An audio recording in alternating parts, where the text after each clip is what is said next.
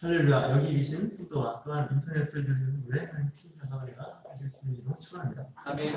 네, 오늘 말씀 창세기 28장의 말씀을 같이 교독을 했는데 이 말씀의 그 내용을 잘 들여다보면 좀 뭔가 좀 이상하지 않을까라는 생각을 합니다. 사실 이 야곱의 인생을 돌아보면 좀 특별합니다. 신약 성경에서 그 아브라함에 대한 이야기, 이삭에 대한 이야기, 야곱에 대한 이야기, 요셉에 대한 이 족장 이야기를 할 때 유난히 이 야곱에 대한 이야기가 깁니다. 말씀이 이제 많다는 얘기죠. 그러니까 인생을 단순하게 사는 사람이 아닙니다. 여러분 그 복음성가 중에서 야곱의 축복이라는 복음성가를 알 텐데 저는 이런 생각을 해봤습니다. 야곱이 살아온 인생과 그의 축복을 보면 분명히 마지막 해피엔딩이고 축복을 받은 건 틀림없는데 그 과정이 순탄하지는 않았습니다. 신앙생활하면서 참 이런 생각을 해볼 때가 있습니다. 좀 순탄하게 신앙생활을 했으면 좋겠고 순탄하게 이 생을 살다가 하나님 앞에 갔으면 좋겠다. 천국에 갔으면 좋겠다 그러는데 절대 그럴 리가 없습니다. 이게 정말 힘든 겁니다. 저도 어릴 때 초중고등학교 다닐 때 이런 생각을 했습니다. 하나님 더 크게 되는 것도 원하지 않고요. 잘 되는 것도 원치 않아요. 그냥 평범하게 살다가 존재로 없이 살다가 하나님 앞에 가고 싶어 이런 생각을 했습니다. 그럼 어릴 때 했습니다. 커서 성장해서 단맛순간 인생의 모든 걸 다 맛본다는 얘기가 아니라 저는 이 책세기를 좀 일찍 깨달은 것 같습니다. 세상에서 삶이 녹록하지가 않습니다. 이 초중고등학교 다닌다는 것 자체가 이미 쉽지가 않습니다. 학교에 가면 늘 이제 원치 않던 원턴 간에 공부를 하게 되어 있습니다.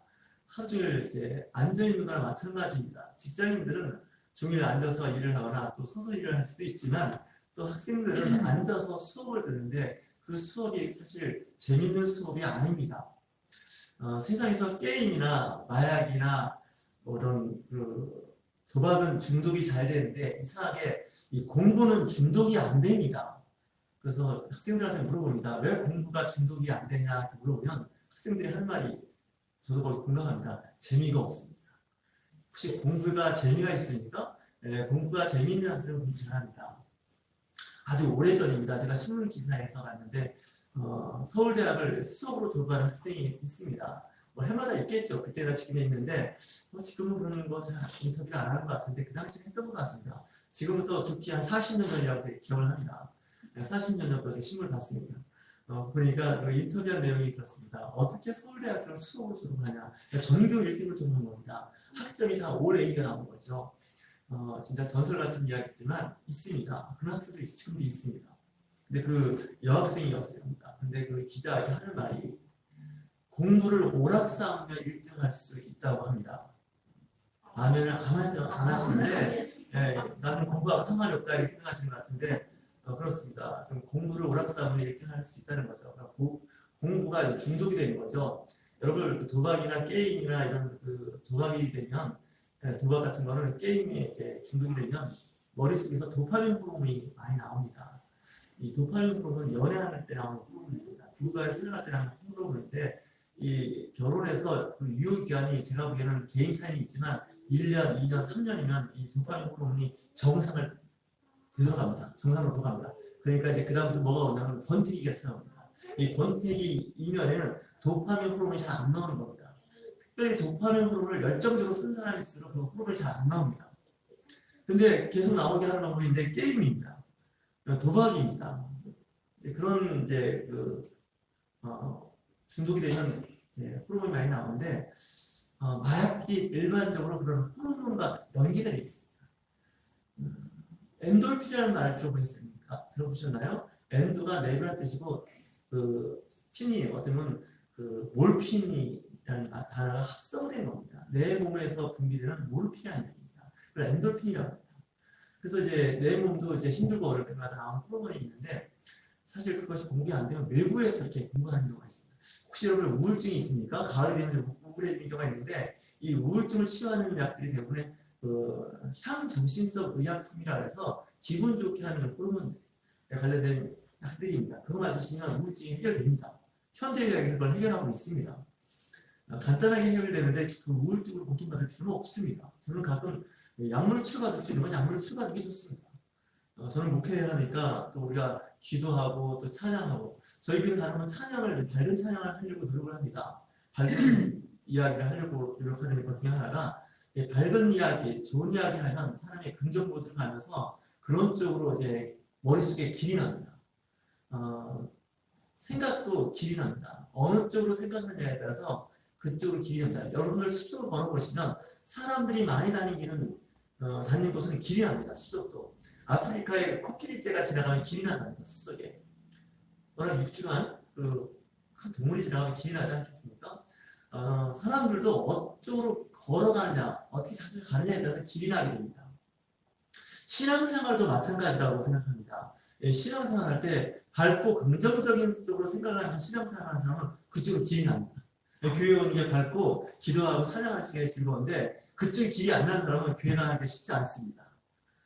숲속을 이렇게 걸어가면 남들이 잘 가지 않은 길을 가려면 가시덤불도 해체해야 되고 여러 가지 어려움이 있습니다. 왜냐하면 그쪽에 길이 안 나서 그렇습니다. 그러니까 길이 어느 쪽으로 나느냐에 따라서 그 사람의 인생이 열리기도 하고 닫히기도 한다는 거죠. 지난주에 좀 이렇게 놀러를 갔는데 놀러 가면서 이런저런 노래를 부릅니다. 저는 이 노래를 부른다는 거 참 좋은 겁니다. 아마 사람이 사람다울 수 있는 것이 노래가 아닐까라는 생각도 해봅니다. 물론 동물들도 새들도 노래를 합니다. 근데 한국 사람은 새가 운다 그럽니다. 새가 왜 울다 그럴까요? 한국 사람의 정서는 그 소리내서 하는 게 울음이야, 슬픔으로 연기시켜서 그렇습니다. 우리나라는 한임하는 민족이라고 한 적도 있습니다. 한민족. 한자가 여러 가지 뜻이 있는데 그 중에 하나가 한이 많다는 얘기죠. 어릴 때도 성장하는 과정에서 내 생각 내 뜻대로 안 되고 여러 가지 주변 환경에서 여러 가지 어려움을 겪다 보니까 한이 많은 거 아니겠습니까? 그래서 한풀이를 한다. 뭐 이런 말도 있습니다. 한을 푼다는 얘기죠. 근데 이게 좋은 쪽으로 풀면 괜찮으니 나쁜 쪽으로 풀면 이게 문제가 됩니다. 여러분들 그 슬픔과 어떤 한을 풀는 여러 가지 있는데 어떤 쪽으로 푸십니까? 게임을 하십니까? 아니면 세상에 나가서 뭐 놀기를 합니까? 술을 먹습니까? 담배를 합니까? 어떤 여러 가지 방법이 있는데 좀 좋은 생활 습관을 갖는 것이 좋습니다. 이런 그 대사증후군이라고 해서 여러 가지 몸에 안 좋은 현상들이 나타나는데 뭐 갑상선 기능에 문제가 있거나 당뇨 관련된 문제가 있고 또 현대인들이 가장 크게 걱정하는 게 암입니다. 근데 암도 그렇고 이 대사증후군의 상당수는 생활 습관병이라고 합니다. 그 생활 습관이라는 얘기는 오랫동안 그 사람이 어떻게 살아왔느냐가 그 사람의 성격, 성품, 질병까지도 이르게 한다는 거죠. 제가 한번 말씀드렸을 거예요. 암에 걸린 사람의 특징이 얼굴에 별 웃음이 없습니다. 웃음이 없다는 건 좀 생각을 해봐야 됩니다. 거울 앞에서 자꾸 웃는 훈련을 해야 되는데 세상에는 사실 웃을 일이 많지 않고 슬픔, 분노할 일이 많습니다. 우리말에 이제 그 울분이 있다 이렇게 얘기하지 않습니까? 우라통이 터진다 뭐 이런 얘기를 하는데 좋은 말은 아닙니다. 그만큼 한국 사람이 어려운 환경에서 일을 하고 공부하고 뭐 사업도 직장 생활도 하는 것이 아닌가 하는 생각이 드는 거죠. 특히 감정노동이라는 게 있습니다. 감정노동이라는 거 하는 것은 내 감정은 그런 감정이 아닌데 자꾸 좋은 감정으로 상대방에게 좋은 말, 편한 말, 좋은 표정을 지으려고 하니까 굉장히 힘든 거죠. 특히 서비스 업종에서 일을 하는 사람들이 그런 현상을 많이 겪는다 그래요. 심지어는 저녁 때 되면 이 얼굴 근육이 마비가 되는 증세가 있다 그래요. 왜냐면 나는 슬프고 화가 나고 기분이 언짢은데 그 고객에게 대할 때 어떻게 해요? 기분을 좋게 하려고 하니까 얼굴 근육이 다 경직되는 거예요. 경련이 일어나는 거죠. 그런 현상을 경험해 보신 분들이 있을 겁니다. 내 마음은 진짜 울고 싶은데 웃어야 되는 일이 있다는 거죠. 요즘에 현대인들이 쓰는 표현 중에서 울프다라는 표현이 있더라고요. 하여튼 뭐 사람들의 그 감정이라기 하더라도 막 진짜 천당과 지옥을 왔다 갔다 하고 사업하는 분들은 그런 얘기 하더라고요. 진짜 전쟁을 치르는 것 같다는 거죠. 그만큼 힘들다는 겁니다. 그러면 그렇게 힘든 사람이 가서 쉴 수 있는 곳이 어딜까? 이런 생각을 해볼 때가 있지 않겠습니까? 앞을 봐도 희망이 없고 과거를 돌이켜보니 슬픔만 있고 이거 정말 어떻게 할 것인가 이런 생각이 들면서 사람이 살면서 우울하게 빠질 때가 있습니다. 오늘 성경 말씀을 보면 야곱이 지금 집을 떠나갑니다. 좋은 일 잘 돼서 떠나는 게 아니라 가정에 문제가 발생했어요. 형하고 갈등이 생겼는데 이 장자권을 갖고서 서로 갈등을 벌이다가 결국 형이 가져야 할 장자권을 자기가 대신 받게 됩니다. 근데 형이 가만히 있을 리가 없습니다. 내 축복, 내게 받을 복을 누구한테 빼앗겼다 하면 그 다음부터 자녀하지 않겠습니까? 분노합니다. 내 돈, 내 명예, 내 권력, 내 집, 내 통장을 다 가져간 겁니다. 성경이 그럴 때 잘 생각하셔야 됩니다. 그냥 자녀자권이라는 건 뭐 그렇게 눈에 보이지 않는 거, 꼭 그게 중요한 것인가? 거의 뭐 목숨을 걸 겁니다. 근데 그 당시는 지금하고 생각이 다릅니다. 이 장자권, 장남이 갖고 있는 축복은요, 이게 엄청난 겁니다. 모든 축복을 다 받는 겁니다. 장자. 집안의 그 복을 다 받는 그 축복을 동생이 가로챘는데 이걸 용서할 수가 없는 겁니다. 형이 가만 안 두겠더라고요. 형이 동생을 죽이려고 하는 겁니다. 근데 동생이 야곱은 형을 이길 수가 없어요. 형 에서는 사랑꾼입니다.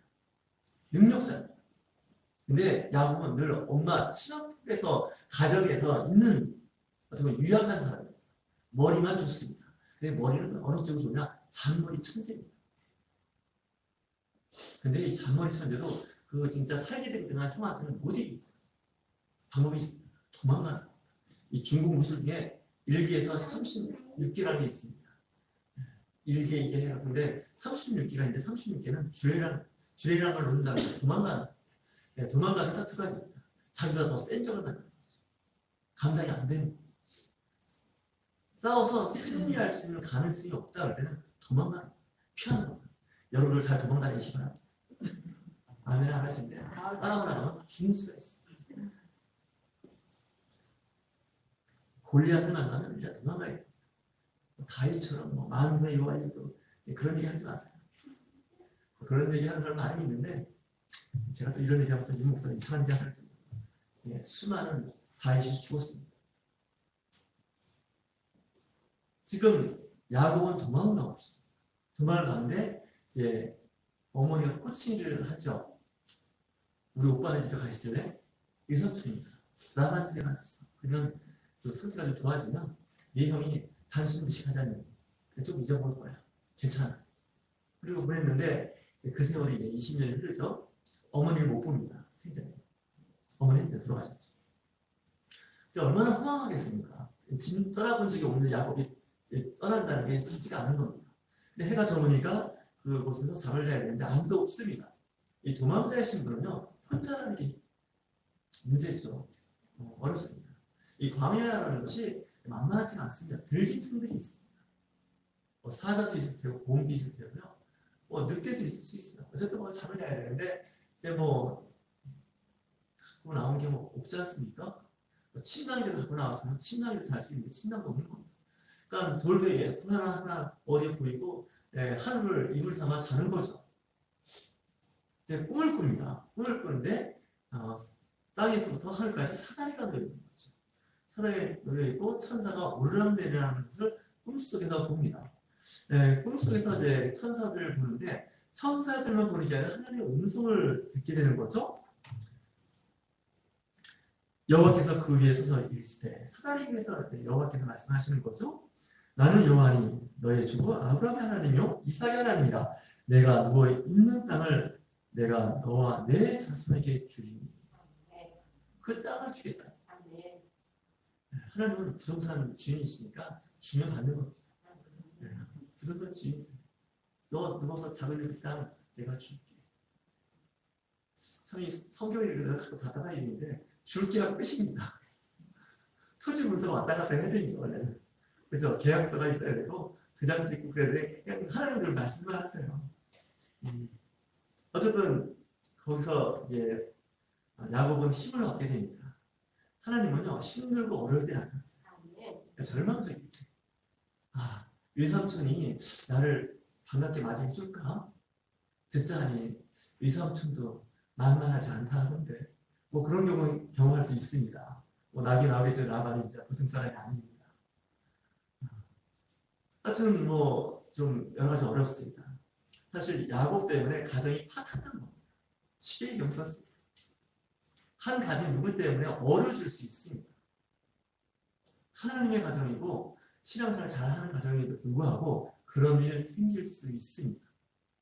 하나님께서 나타나서 말씀하실 때 힘을 얻게 된다는 것이죠.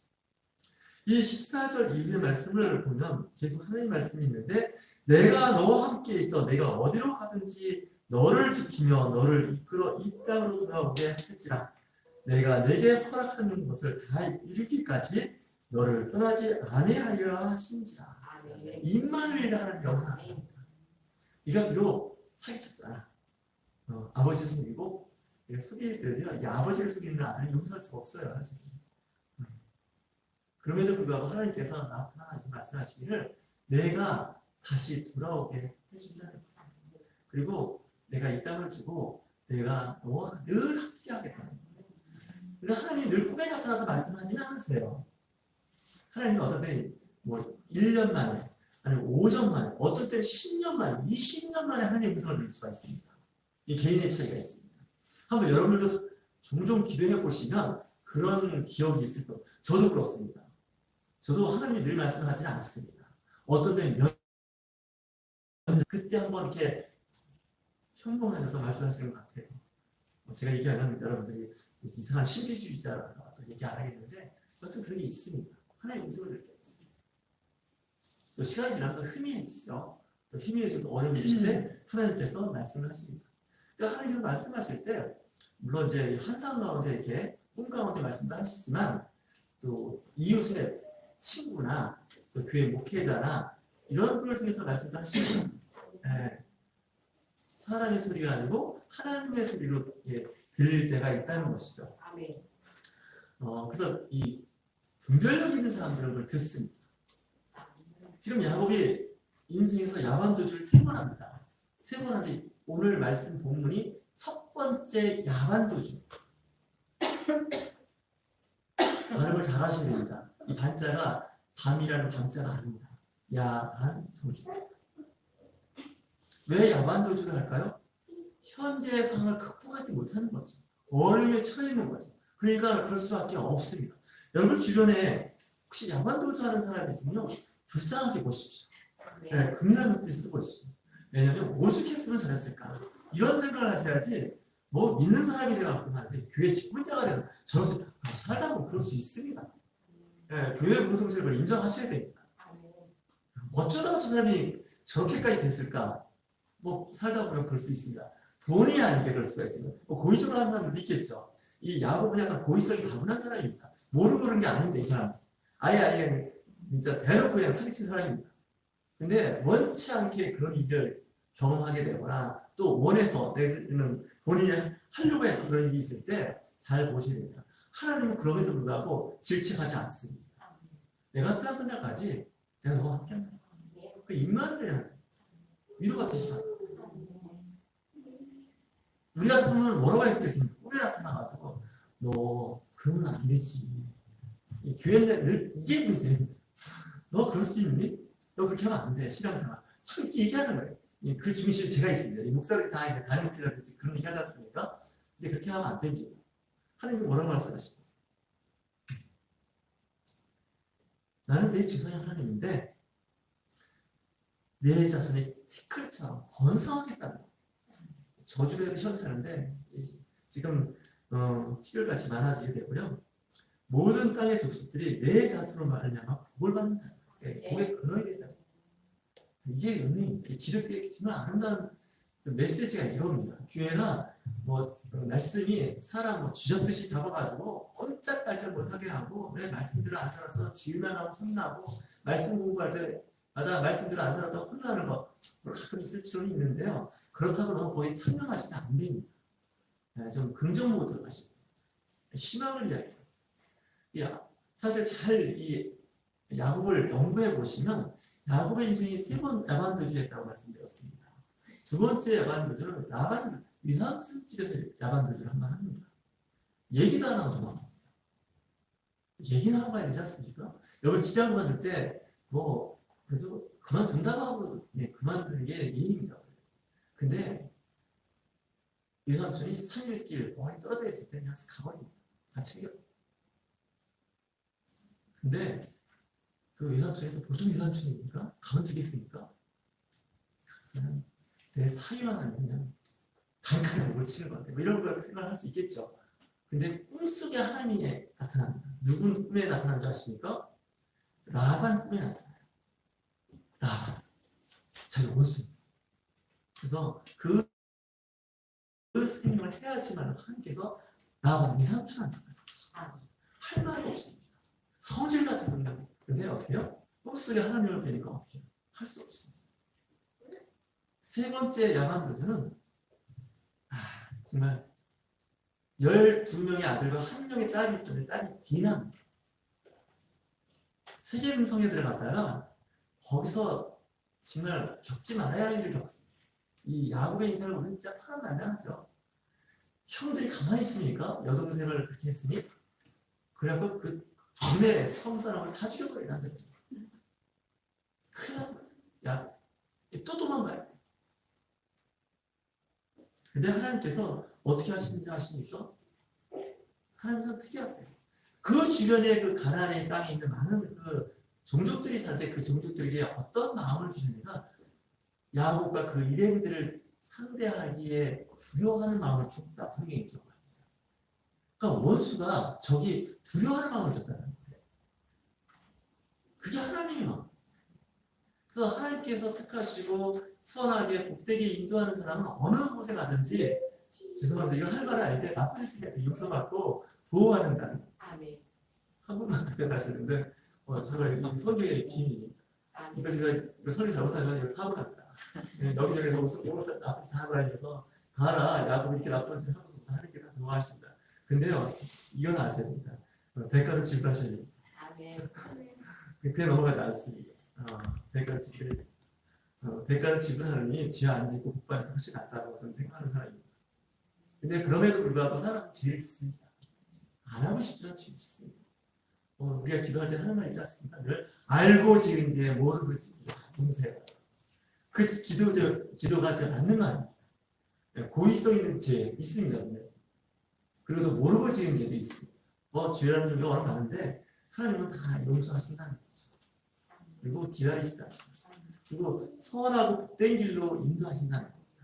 그래서 이 그리스도, 예수 그리스도의 이 믿음, 이 기독교가 세계를 지배하고 영향력을 행사하면서 희망을 이야기합니다. 다른 그 어떤 종교나 어떤 믿음의 그 종교라도 이 기독교를 못 따라옵니다. 가끔 이제 기독교도 보면 여러 가지 어려움이 있고 문제가 있는 건 사실인데 이런 생각을 해봅니다. 좀 한국 교회가, 세계 교회가 좀 너그러웠으면 좋겠습니다. 저는 그렇게 생각합니다. 교회가 좀 너그러웠으면 좋겠습니다. 근데 교회가 너무 까칠합니다. 세상을 향해서 너무 까칠하고 세상을 향해서 정지하고 판단하고 품어줄 그런 용기가 없다는 생각을 해봅니다. 기독교는요, 나와 생각이 다르고 뜻이 다른 사람을 품을 수 있어요. 좀 기다려주고. 교회는 신앙 공동체는 늘 하는 얘기입니다. 이 정의와 공의를 너무 세우시면 안 됩니다. 큰일 납니다. 그건 하나님 하십니다. 우리는 어떻게 한다고요? 사랑하는 거, 용서하는 거, 기다려주고 참아주는 거. 저도 그렇게 하고 싶은데 잘 안 됩니다. 그래서 자꾸 이제 그쪽으로 가려고 자꾸 방향을 이렇게 다시 재설정을 합니다. 그래서 이 야곱에 대한 이야기, 야곱의 축복 이야기를 했는데 이 야곱의 축복 가만히 들여다보면 축복일까? 꽃가루지가 아닌데? 이런 생각을 하면서도 그 야곱을 복받게 해주는 하나님의 은혜가 있다는 거죠. 그쪽 방향을 계속 인도하시다는 거죠. 인간은 육체가 보이고요. 안목의 정의였고 이생이잖아. 이게 다 늘 그림자처럼 우리 몸에 따라붙습니다. 떨쳐버리는 것 같은데 또 붙어 있고요. 붙기만 하겠습니까? 자기가 또 취하겠죠. 그걸 또 즐기겠죠. 그럼에도 불구하고 하나님께서는 우리를 사랑하셔서 인도해 주신다는 거 아니겠습니까? 영국의 유명한 찰스 디킨스라는 작가가 있는데 이 사람은 굉장히 유명한 작가입니다. 근데 이 사람이 어릴 때 유복하게 자라다가 아버지가 사업에 실패합니다. 아버지가 낭비병이 심해가지고 나중에 감옥까지 가는 바람에 자기가 다니던 중학교를 중퇴합니다. 이 찰스 디킨스는 그래서 구두닦는 일을 시작했어요. 하루에 10시간, 12시간 일을 해도 생활이 잘 안 됩니다. 근데 그럼에도 불구하고 그는 노래를 불렀다는 겁니다. 슬픈 노래를 불렀을까요? 아닙니다. 밝은 노래를 부르셨습니다. 그 얘기는 이 슬프고 힘들 때 슬픈 노래도 위로가 되긴 하는데 자칫 잘못하면 자기 연민에 빠져서 상태를 더 나쁘게 할 때가 있습니다. 이 찰스 디킨스가 노래를 부르니까 사람들이 그렇게 그 일이 좋으냐 이렇게 묻습니다. 근데 디킨스는 그런 말을 했답니다. 그럼요, 저는 희망을 갖고 있는 거예요. 그러니까 구두를 닫는 게 아니라 뭘 닫는다고요? 희망을 갖고 있다는 거죠. 내가 이 일을 하는데 먹고 살기 위해서 호구지책이야, 목구멍에 뭐 거미줄 치랴 해가면서 뭐 여러 가지 그런 이야기가 많이 있습니다.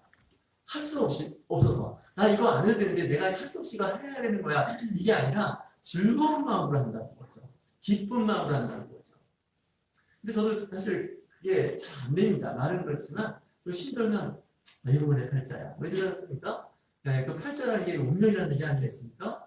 어느 해에 태어나고 어느 달에 어느 일에 어느 시에 태어났느냐, 이게 다 합치면 8자입니다. 운명이죠. 내 운명이야 이런 뜻이죠. 근데 기독교는 운명은 없습니다. 네, 운명은 없고 그 운명을 바꾸는 일을 해야 됩니다. 하나님께서 하시는 일의 가장 핵심적인 게 뭐냐? 어둡고 힘든 일을 밝고 편한 일로 만드시는 거죠. 예수님께서 말씀하시죠? 수고하고 무거운 짐이라 다 내게로 오라는 겁니다. 내 몸에 가볍다는 거죠. 네. 여러분 교회 오셨는데 어떻습니까? 교회라는 멍에가 있습니다. 쉽습니까? 네, 떠오고 싶은 게 말 그대로 쉬워야 됩니다. 그래 떠오고 싶지 않습니까? 나 갔더니 도저히 그게 못 다니겠다. 너무 힘들다. 내 체력과 내 영성과 내 재력으로 그게 감당 못한다. 이래버리면 그게 어려워집니다. 네, 제가 해야 할 미션 중에 하나가 그 부분입니다. 그런 거 조심해야 됩니다. 왜냐면 생각보다 성도들도 그렇고 목회자 저도 매질이 좋지 않습니다. 영적 매질이 좋지 않습니다.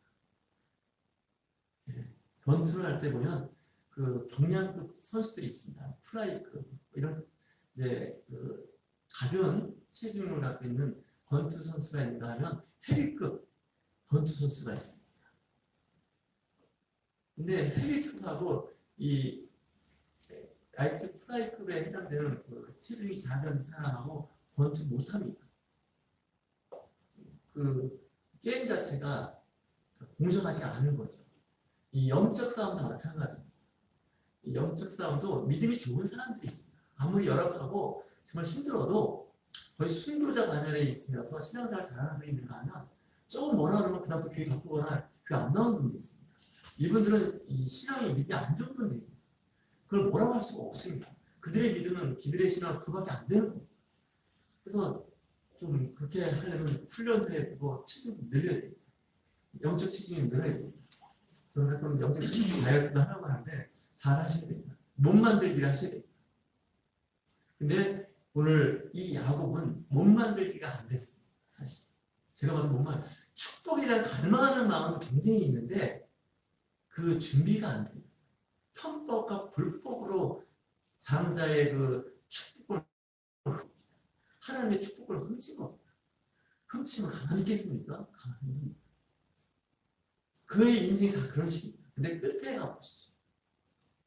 이 야곱이 나중에 끝에 가서 정신이 듭니다. 그 이름이 바뀌지 않습니까? 이스라엘로 이름이 바뀝니다. 그의 운명이 바뀐다는 거죠. 하나님 앞에서 자기 운명이 바뀌어요. 그리고 이제 도망 안 다니는 거예요. 나중에 그 아들 요셉을 통해서 금유한양을 하는 거죠. 이제 고통 그만 희망, 그 다음에 기쁨으로 바뀌게 된다는 거죠. 우리 인생이 그럴 수 있습니다. 여러분 인생이 어느 중간에 가 있는지도 모릅니다. 첫 번째 야반도주, 두 번째 야반도주, 세 번째 야반도주. 그게 내 인생에서 굴곡진 삶 가운데 중간중간 다 있습니다.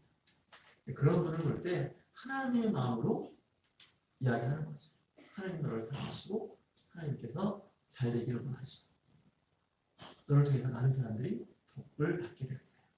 때로는 한 민족, 한 국가가 복을 받게 될 거야. 이렇게 이야기하는 거죠. 어떤 분들은 자기가 평생을 모은 재산을 어떤 단체에 다 후원하는 분들이 있어요. 죄송합니다. 거기에 교회는 뺐으면 좋겠습니다. 교회에서 하는 게 고약해갖고. 근데 거기에서 훌륭한 사람들이 나오기 시작하는 거예요. 좋은 분들이 나와요. 어떤 분들은 평생 그 재산을 모았어요. 몇백억 되는 재산을 다 자기 생활할 것만 남겨놓고 다 사회에 기증을 하더라고요.